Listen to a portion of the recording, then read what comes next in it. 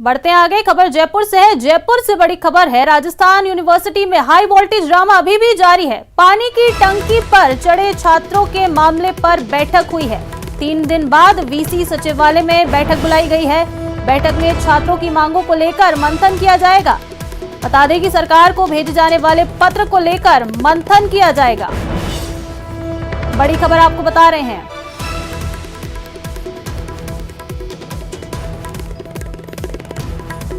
ज्यादा जानकारी के साथ सहयोगी लवली हमारे साथ लाइव जुड़ चुके हैं। लवली, क्या कुछ अपडेट है पूरे मामले में? जैसा कि हम देख रहे हैं कि कई दिनों से जो छात्र अपनी मांगों को लेकर टंकी पर चढ़े हुए हैं, तो अब आज बैठक बुलाई गई है, तो इसमें क्या नतीजा निकल कर आ सकता है?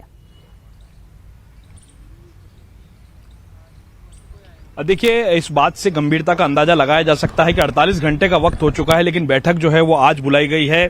शनिवार के अवकाश को एंजॉय किया गया, रविवार के अवकाश को एंजॉय किया गया। उसके बाद में जो है आज जो है यूनिवर्सिटी के अंदर बैठक चल रही है, लेकिन अभी भी कोई डिसीजन नहीं हुआ है। तीनों छात्र आपको नजर आ रहे हैं, राहुल मीणा जो है, उसके साथ में नरेंद्र यादव, मनु दादिस, तीनों जो हैं वो यूनिवर्सिटी प्रशासन के खिलाफ लगातार यहां पर नारेबाजी कर रहे हैं। टंकी पर चढ़े हुए 48 घंटे से ज्यादा का वक्त बीत चुका है। ये हाई वोल्टेज ड्रामा लगातार चल रहा है।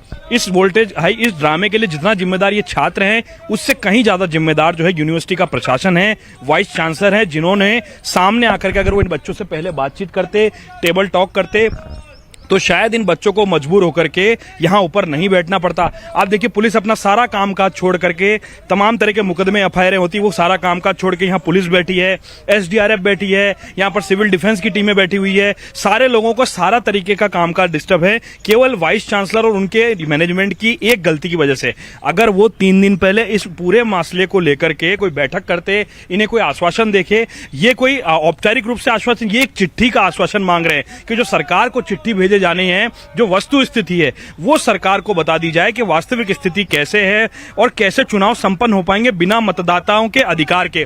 तो ये तीनों जो हैं छात्र, ये छात्रों के अधिकार की लड़ाई लड़ रहे हैं। मूक तौर पर देखा जाए तो एनएसयूआई सहित और जो संगठन है वो भी इनके साथ में है, लेकिन उनकी अपनी मर्यादाएं हैं, वो सामने नहीं आ रहे हैं। अब देखिए, वाइस चांसलर और तमाम लोगों की गंभीरता का अंदाजा कर, जैसा कि मैंने जिक्र किया, इस बात से लगाया जा सकता है कि शनिवार और रविवार के दिन वो लोग छुट्टी पर रहे, ना उन्होंने यहां आने की जहमत उठाई। चीफ प्रॉक्टर के भरोसे यहां छोड़ दिया गया, चीफ प्रॉक्टर के खिलाफ यहां नारेबाजी हुई, और 48 घंटे से इस ड्रामे के लिए सरकार अगर कोई कार्रवाई करती है तो साफ तौर पर वाइस चांसलर सहित तमाम लोग जिम्मेदार हैं पूरी कार्रवाई को लेकर के।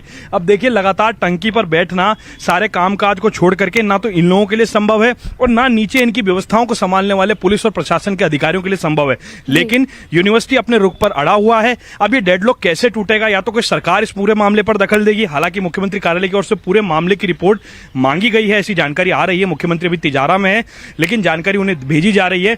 उसके बाद में यहां पर बैठकों का सिलसिला शुरू हुआ, जब पता लगा कि मुख्यमंत्री तक बात पहुंच गई है और मुख्यमंत्री अब नाराज होने वाले हैं, तो किसी पर भी गाज गिर सकती है। तो अपनी गाज को बचाने के लिए अब यहां की रिपोर्ट भेजी जा रही है। अब ये रिपोर्ट पहुंचेगी, उसके बाद में क्या फैसला होता है ये देखने वाली बात होगी।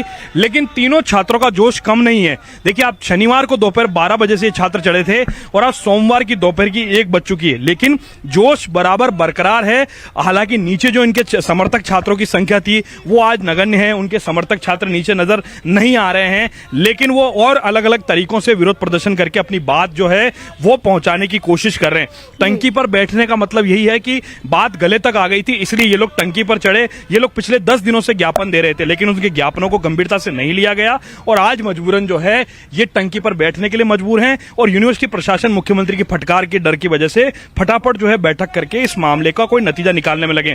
पूरे मामले में हायर एजुकेशन के सेक्रेटरी से भी वार्ता हुई, लेकिन उन्होंने कोई भी अधिकारी अपने पर जिम्मेदारी लेने के लिए तैयार नहीं है, क्योंकि अपने पर जिम्मेदारी लेंगे तो सीधे तौर पर बात उन पर आएगी। और चूंकि ये भी फूक फूक करके कदम रखा जा रहा है कि अखिल भारतीय विद्यार्थी परिषद के कार्यकर्ता है, ये बीजेपी से ताल्लुक रखते हैं, संघ से ताल्लुक रखते हैं और राजस्थान में कांग्रेस की सरकार है, तो ऐसे में फूक फूक करके कदम रख रहे अधिकारी, क्योंकि प्राइम पोस्टिंग के लिए लंबी डिजायर भी लगानी होती है।